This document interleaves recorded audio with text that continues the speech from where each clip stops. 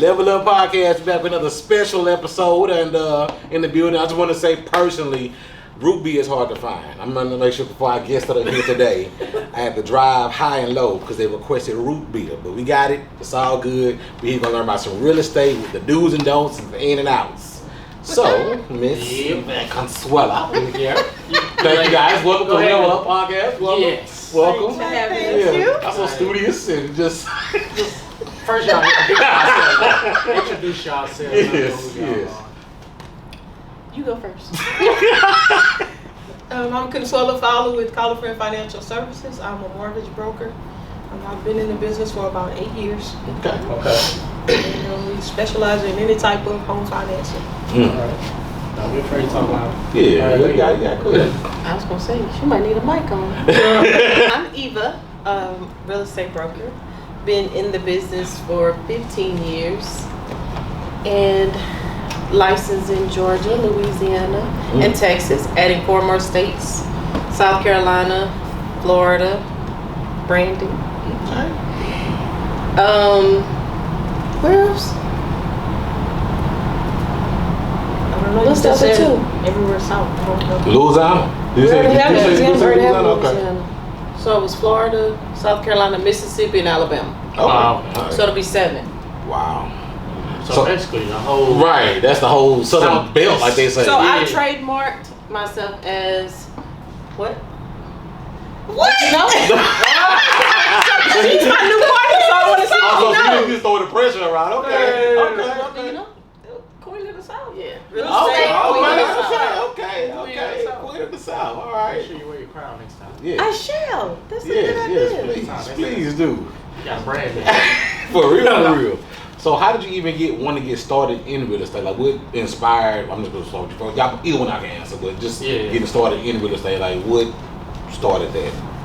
So for me, when I moved from Louisiana after Katrina to Texas, I was just encouraged by my realtor at the time. Like it was, you should do it. And I'm like, I don't know if I want to help people buy a house because that's all I knew about real estate. But the schedule was flexible. The kids were young. I didn't know anybody here. And finally, I just made the decision to do it.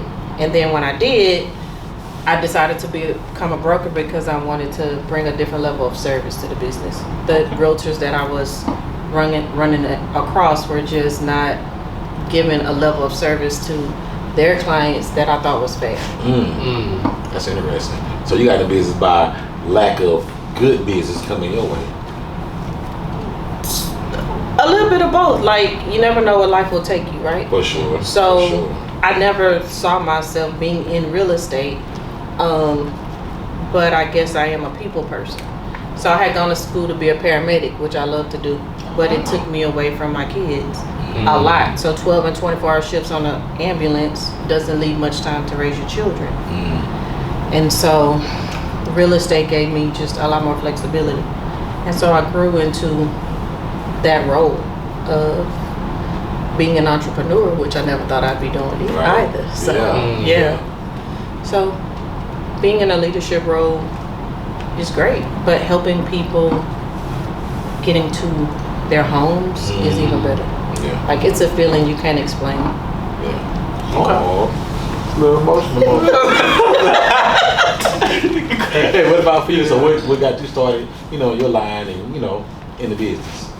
So for me, I've always loved real estate from a young age. I bought my first property at 18. Wow. So for me, real estate was a gateway into me being able to build for my future. But what made you even do that though? Like, because at 18, that's like, I ain't gonna lie, I wasn't thinking nothing about that at 18. Well, I'm a different kind of person. Okay. I was raised by a single parent, and mama had her house, and honestly, I felt like I wanted to be able to contribute. Like when I got ready to have kids, when I wanted to have something to pass down. Right. But more so, I think the struggle of college life and not having help from my mom after graduating school made me think a lot about, okay, when I get ready to have a kid, I want to be able to have something when my kid graduates to say, okay, this can help you with college. So when I bought that house, it was with the plan in mind that whenever I have a child, he would have at least rent from this house, because at 18 it'll be paid off by the time I started making those moves. I didn't have my first kids till I was 40. I was 39 turning 40. So the plan was this house will be paid for. By the time he graduates, that'll be his education. We'll have to sell the house, rent it out, whatever that looks like. But that's amazing. I knew I was going to be self-employed. I had it in my mind, I'm going to work for myself. So I also knew that that doesn't come with retirement. So I was trying to be proactive and set myself up. Like, we grew up poor. It was a struggle. And I really just wanted to do something different. Wanted to pass something on to my kids to help them not have to get it the way I did. We started off working young. I was busting tables at a young age, still in school, like just trying to help mama. Helping pay light bills, helping give her lunch money, trying to survive. And I really just wanted more for my child. So that was my motivation for getting into real estate at all. Becoming a mortgage broker came from somewhat like Eva said. I was buying a house, couldn't get approved, was having a hard time because of the different income streams I have. The person I was working with, I got denied a couple of times before I just reached out. I found this guy and I set my own file up and I was like, listen, make your money, whatever you need to do, but just present my file the way I give it to you. Don't change nothing, don't try to fix anything, just present it this way and I'll pay you whatever you charge. Didn't know the guy from anywhere. He was like, okay. I turned it in and I was desperate at that point because I was about to lose the house I wanted and I'd already rented out the house I had, so I needed somewhere to go. So we had to figure life out real fast. And after being able to work my own file, I felt like I can do this. So I went to school and been doing it ever since. Awesome. Man, that is a cool story. I'm very familiar because it was the same with me. I was busting tables. I was 14 years old. In school, trying to pay light bills and phone bills and cable bills and whatever the hell, you know what I'm saying? Like, but when your family doesn't have it, you got to figure out a way to do it. You know, and I'm a woman, so I had to figure out a legit way to make a difference for me in the future. So I get it. Like, I was busting tables. I'll never forget my first little job. I wasn't even old enough to be working. I was like stuffing my bra and putting on makeup just to be able to go to work, and ended up busting the table for my English teacher. Was so scared. I almost cried. Yes. She was like, Fowler. And I was like, oh my God. She said, you better have all A's in my class. Yes, ma'am. If I didn't study for any other class, I studied for that class. I never forget her, Miss Reynolds. She was an awesome teacher, but y'all, that was one of the scariest moments ever. For sure. And people don't understand, like, you know, us, you know, I say us like minorities growing up, we just grow up differently. So it's like that mentality that we have, like, we're built different, we think different, our outlook is different. We be on survival mode at the time we're supposed to be just outside playing and running in the streets. We don't get to be kids. That's what I'm saying. Like, that's robbed a lot from us. So I admire you for even having that to, you know, go do that, because that's crazy. That's in a good way, of course. Thank you. I appreciate it. For sure. Now, what I want to know is, in the time that we in now, is this a good time for like first-time home buyers to buy a house, considering the prices of homes and stuff like that right now? There's never a wrong time to buy a house, because you're always paying for a roof over your head. So you either paying for somebody else's roof or your own roof. Makes sense. You got to pay to stay. True. So that part doesn't change. I think the mindset of what are you paying for, right?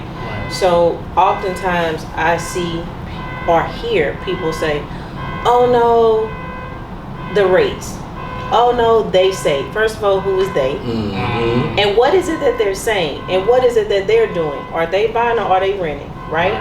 But we want to know what it looks like, right? We want outside of what we can usually afford. So that's why we don't buy. And when I say we, it's we. We don't buy because we can't buy what we don't want to be forced to purchase what we can afford. So what we want to live in, our rent might be $3,000. But then if you go get a home loan, that might say it's $200,000, right? Right. That's a different look, and that might not match our lifestyle, and so that's why we rent. But even if that's not what you want to do, and you want to rent because you want what look $3,000 looks like, then buy an investment property. But at least build something. Yeah. Right. Have something that you can say you can write the interest off on your taxes. But the other part of that is nobody teaches us, right? Right. That's the main part. Nobody teaches us how to do things. All we know is what we can scratch out usually. And then when somebody is trying to tell us, we over talking, or we feel like it can't be us, or we feel like we trying to get over on each other. We don't want to hear. We respect it coming from somebody else, but if we trying to tell each other, we don't want to hear it. You go somewhere else and it's gonna cost you $5,000. You come over here. Now they couldn't get it done they told you was gonna need $5,000, but they can't get you in a house. You come over here and she might tell you it's gonna be $12,000 because that's your real circumstance. This is your circumstance. Now you want to argue about how your friend didn't have to spend that. Your credit score is a 516. And you paid your car note late twice in the last year. Like, you know what your circumstances are, right? Everybody's situation is different. But it doesn't benefit her, it doesn't benefit me to lie. The goal is to get you into the house, not for us to lie to you. So it gets frustrating that people say, like, what's a good time? That time you needed a roof over your head, that's the best time. So whenever that is, that's when you should buy. Right. And the reason why I'm asking that too is because like a lot of people don't have the knowledge, and it could be intimidating.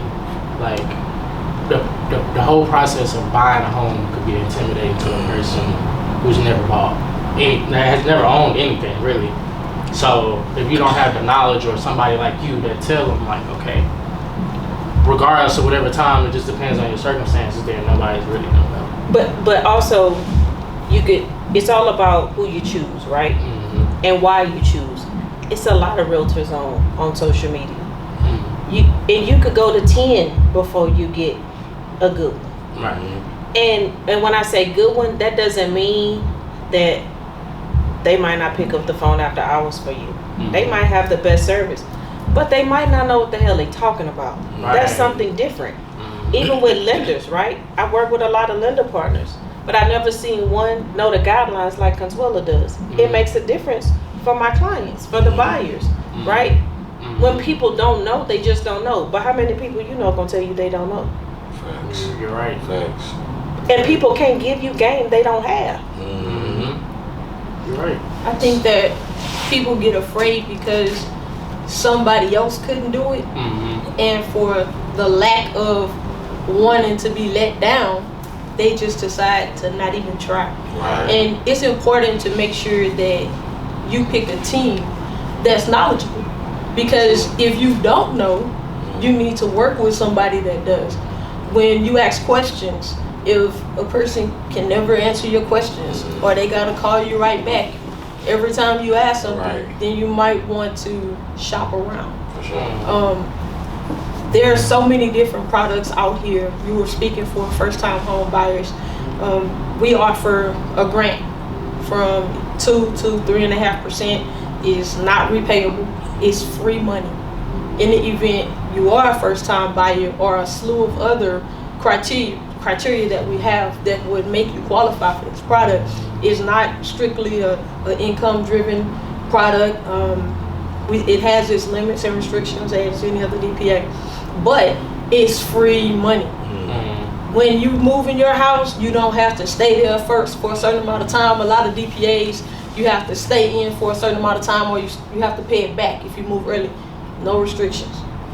Get in the house. If you qualify for it, free money. So for those people that struggle with trying to come up with the money for a down payment, then there's solutions out here for that. We can help people even coming from Section 8. Some people get in Section 8 and feel like once you get in the system, you're stuck. You're not. Section 8 can be used as a gateway for growth. It doesn't mean this is my life. It means this is where I am right now, but there are tools out here to help you to get in a better situation. Right. Section 8 vouchers can be turned into purchase vouchers. How many people know that? I definitely didn't know that for sure. Just like Section 8 now pays a portion of your rent, if you were to apply for a home and qualify with the lender, that Section 8 voucher can pay a portion of your mortgage. So instead of becoming a permanent renter, you can use that to try to grow and get into home ownership. So there's so much out here. Minimum requirements to buy a house is $500. It's not $620, $640 like a lot of institutions would tell you. And people walk out with their heads down. The minimum score is $500. Wow. There are different criteria for a 500 credit score versus a 640, but you can still purchase. You just have to have a person on your team that knows the guidelines and can find lenders for you that will fit. The fear of, I don't want to go to this person because, you know, she gonna charge me a high interest rate so she can make more money. If you're working with the mortgage broker, we do not get paid on interest rates. We cannot make a dime on your loan that has a 6 and go and get more money because we charge you a 7. We are not paid based on your interest rate. So we have no interest in jacking your rate up. What you qualify for is what we're presenting. That's it. So don't have the fear of you gonna get the wrong person and they jack your rate up. Not if you're working with a mortgage broker. And here's the thing, let's be honest. If somebody was gonna jack your rate up, you wouldn't know it anyway. Because with your situation, you don't know what you technically qualify for and what you don't. Same as when you go buy a car. All you know, unless your credit is outstanding, all you know is what they tell you. True. So at some point, you have to trust somebody. This is true. Yeah, it's true. I think it's a thing that in our generation, in our neighborhoods, we're so afraid of embarrassment, like one of y'all said, about being let down and stuff like that, because we don't even want to ask, because we would rather walk around paying more or being somewhere we really don't want to be, because we don't want to step to somebody and give information and be told something that we think we might hear. You know what I'm saying? We'd rather just be like, well, I'm over here, I'm just going to be comfortable in my little space without having to quote unquote expose myself to somebody. You gotta ask the questions. Yeah. Like even for, like I just spoke to, this is traditional finance. And when I'm saying we go down to 500 and can still get a deal done where you're not paying astronomical numbers in your rates and in your fees, but there are products out here for those clients that don't even fit that stereotypical loan profile. If you have a business and let's say your tax returns are not favorable, because a lot of people write off everything. There are products where we don't need your tax return. You, at the end of the day, you want to have something that builds strength. So you need to have good credit, or you need to have a nice savings. You have to have something that brings strength to your file. It's really hard to work with a client that has bad credit and no money. But if you have something to work with, then I try to find a way for you to get in the house. But she done work with them too. The bad credit and no money. I don't really have a bad credit.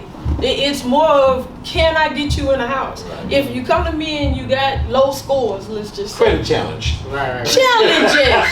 Challenges. If you have challenges and need help and need some guidance as to what you should do to get yourself into a better situation, then that's where the simulators come into play. Like we can open up your trade lines, and before you go pay $500 on your loan and realize it's not going to help your credit, it may be better to put it on this credit card. We can literally adjust all the balances in your credit profile and show you what the score is going to be. So if you say, Conswella, I have $5,000 to work on credit, what's the best way to spend it? I can spend it for you, and then I'll give you paperwork to show this is what your score would be if you use your $5,000 in this manner. Nice. And if you say, okay, I'm going to pay it this week, then you don't have to wait 6 months to buy a house. We can rescore. We can go shopping. Okay. So if you say, okay, I'm paid all the balances, you don't have to wait until it reports in 30 days. We can do a rescore where we'll get it reported in about 3 to 5 business days. Hey, this is vital information. Yes, and as Zima was trying to say, this can happen in contract. So you could already have found the house you want, and say, okay, well, what I need to do, we got to get in here quick. Okay, pay this, pay that, send me the New Balances, we get you rescored, we're good to go.